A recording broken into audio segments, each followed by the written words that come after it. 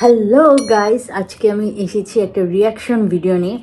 আজকে আমরা অনেক গসিপ করব। বিগ বস রিসেন্টলি বিগ বস 18 চলছে, তো সেই বিগ বস 18 নিয়ে আমরা অনেক গসিপ করব। তো তোমরা দেখতে হলে প্লিজ আমার সাথেই থাকো। অনেক অনেক গল্প করব আমরা একসাথে সবাই মিলে।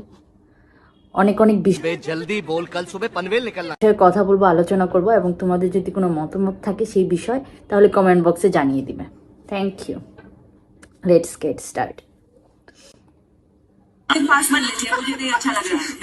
अभी युवराज सॉरी लड़कियों के साथ आराम से। আরে ভাই, ওর তো আলাদাই চলছে সব কিছু। মানে लड़की के साथ ऐसे मत करो, उसके पास मत जाओ और खुद ही सबके साथ लड़ाई करते रहता है। सही पकड़े हैं। ये राजत को क्या ही बोलो। शायद उसको समझ आ गया होगा। ও আবারও রাজাত।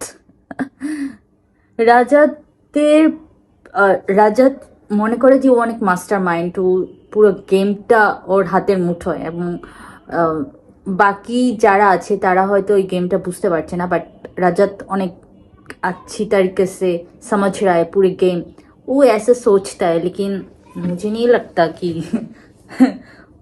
अच्छा, हमको सिखा रही है। গেম বুঝতে পারছে বা কিছু, এমন মানে বুঝতে তো পারছে ঠিকই, কিন্তু বেশি বুঝার চেষ্টা করছে, যেটা আমার মনে হয় না যে উইনিং ম্যাটেরিয়াল।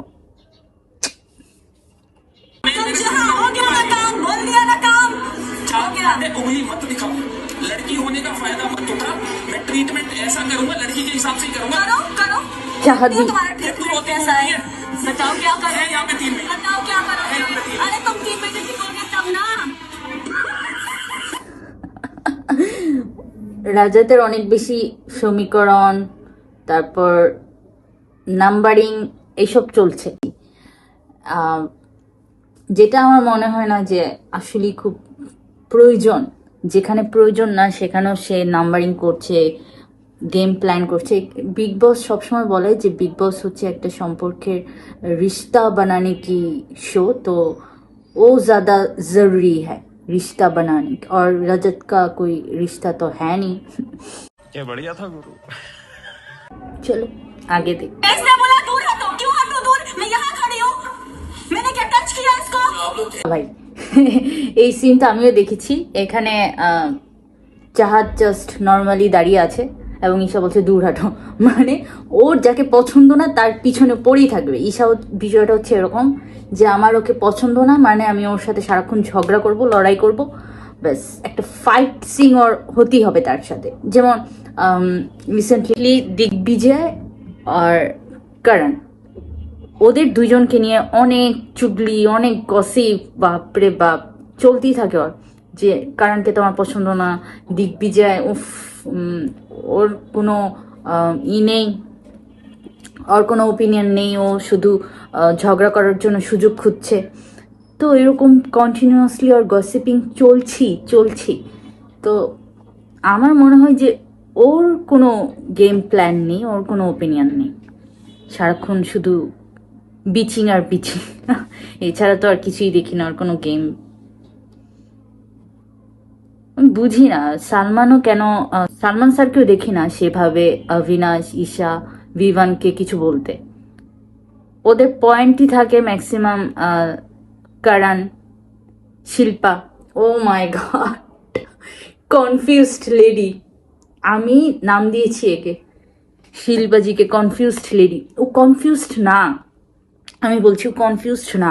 যখন বিগ বস ওকে বলেছে যে কনফিউজড रहते हो आप सब অল দ্য টাইম, তখন থেকে শিল্পাজি শো করছে কি হ্যাঁ আমি কনফিউজডই থাকবো, এবং আমি শো করব যে হ্যাঁ আমি কনফিউজড, আমি ডিসিশন নিতে পারি না।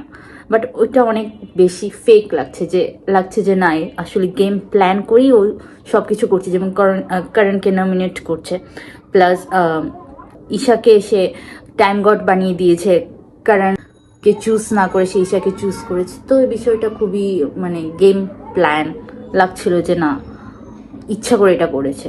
গাইস থ্যাংক ইউ, আজকে এই পর্যন্তই। তোমাদের যদি গসিপ ভালো লেগে থাকে তাহলে তোমরা কমেন্ট বক্সে জানাও, আমি এটা নিয়ে আরও এপিসোড বের করব, আরও এপিসোড নিয়ে আসবো। আশা করি তোমাদের ভালো লাগবে। Thank you and stay with me, please subscribe my channel. Thank you.